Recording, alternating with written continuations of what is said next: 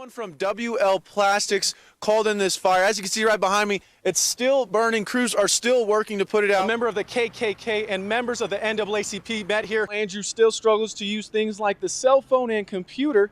Well, it's technology that is the least of his concerns. He thought no one was watching, using his phone all along as a diversion, when in all reality, not one camera was on him, but two cameras on him the entire time. Minus the wind chill, we're at 6 below zero right now outside. We stood outside of the hospital until it was unbearable. I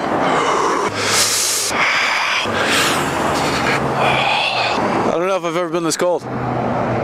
As you can see here on the 2026 from Casper to Shoshone, there's blowing snow already, along with that low visibility. Aside from what I just said about the conditions, let's take another look at what happened behind me. The black F-150 passed a white SUV going over 80 miles per hour. Her mother decided to take matters into her own hands, shaming her daughter at school and on social media. It was all to keep her in line. Here's more from Xavier Walton of our Casper, Wyoming affiliate. With the camera rolling by her daughter's side, Jeannie Crutchfield waltzes right into her high school, walks up and down the halls and into her kid's classroom. I told you and I warned you, make me come to this school. It was relentless. It even made us wince. Why am I here, Ricky? Because you thought I was ditching. I'm not ditching. 14-year-old Ricky Durant was caught ditching class. Her mom wasn't happy, taking matters into her own hands, doing what every mother has always dreamed of doing when her kid's acting up. Ricky, we're going to hold hands and we're going to go to class and sit together. Isn't that great? Mommy and daughter, yay, we're going to class together. It was kind of just spur of the moment. It was, I debated on whether I was going to do it or not, and I was like, I'm just going to do it. The video is 3 minutes long. The commentary is nonstop. What's wrong, Ree?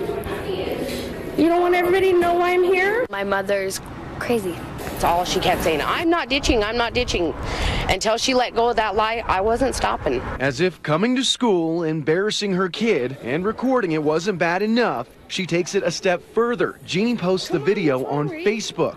Since then, it's been viewed nearly 30,000 times. There's more than 800 likes, sparking controversy. Did she go too far? Did Jeannie Crutchfield cross the line? And she's not going to just skip school and think that it's okay to go hang out with her friends when she should be in class. It just goes to show that my mom cares. Like my friend Ruby, she's in YCC, and she said she wished her mom would have done that for her. In Casper, I'm Xavier Walton. For Denise Wendinger, the recall letter came in March, but it was 6 years ago when she realized something was wrong. I was driving my children to daycare one day. The engine died. Denise owns a 2006 Chevy HHR. It's on GM's auto recall list. The problem?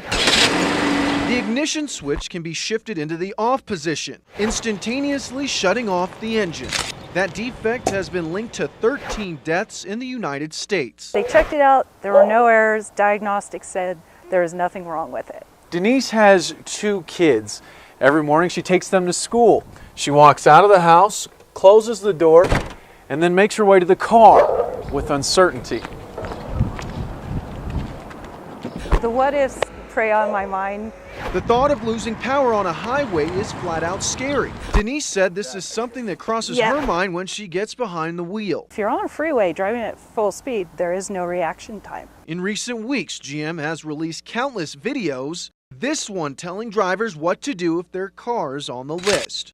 The vehicles are safe if you use only a single key on the key ring. For now, that's what Denise is doing.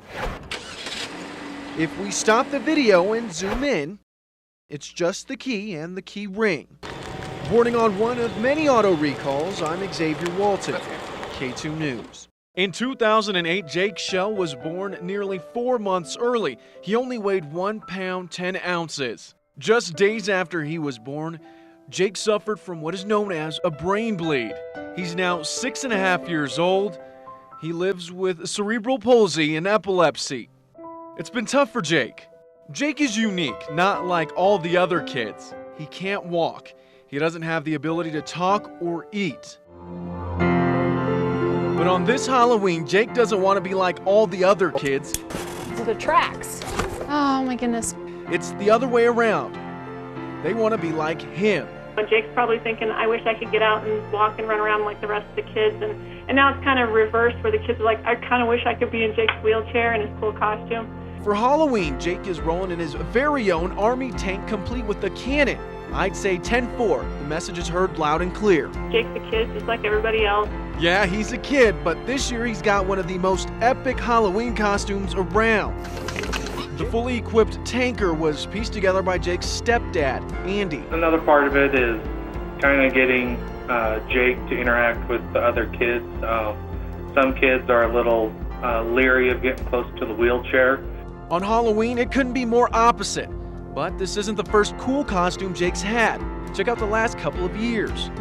From a fireman driving a fire truck to a pirate selling a pirate ship.